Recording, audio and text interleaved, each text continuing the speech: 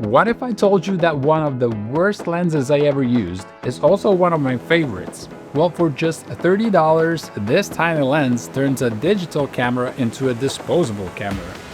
Well, the picture quality? Absolutely not perfect, but the images you can make with it, well, you get something like this.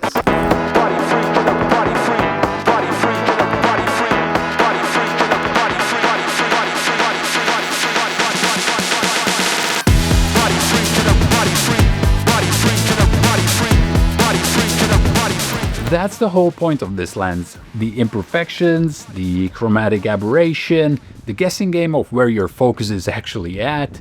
It's all designed to give you that authentic disposable camera feel right on your digital sensor. And I bought it just for that reason. So what is this thing? This front element is actual lens from a disposable camera, and the rest is basically a camera body cap. This one seems to be 3D printed, but you can actually do this yourself by just drilling a hole into a camera cap and gluing a disposable lens onto it. It's a fun DIY project and we will definitely try it on the channel sometime, but for now let's see what this $30 version can do. There are no electronics here, no focus ring, no aperture ring. It's fixed 35mm f10 lens. The catch? Well, you can't focus it at all. Things that are really far away or really up close will be out of focus. Portraits can work if you nail the distance, but the images will always remain quite soft.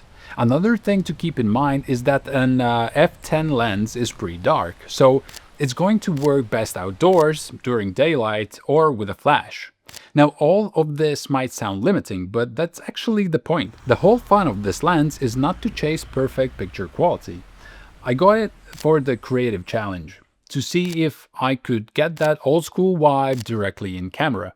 I always love doing things in camera when possible, and even though you can do all of this in post. Let me know in the comments if you prefer doing your effects in camera or doing post-production. It's an interesting topic. And speaking of post-production, while playing around with this disposable camera lens, I realized the lens alone isn't enough. To get that full vintage feel, you need to play around with color grading. There are so many ways to go with it. Changing color tones, adjusting contrast, and balancing shadows and highlights. I found that adding some film grain is key to fully get that old school vibe. For only around $30, this lens is definitely worth trying out. It also might just spark some creativity. I bought it on Amazon and I'll drop a link in the description. This one is for Sony E-mount, but you can find them for other camera brands too. And if you're into this kind of DIY stuff, you could even make your own and save a couple of dollars. I'll add a link to my DIY tutorial right here once it's done, but be sure to subscribe so you don't miss that video.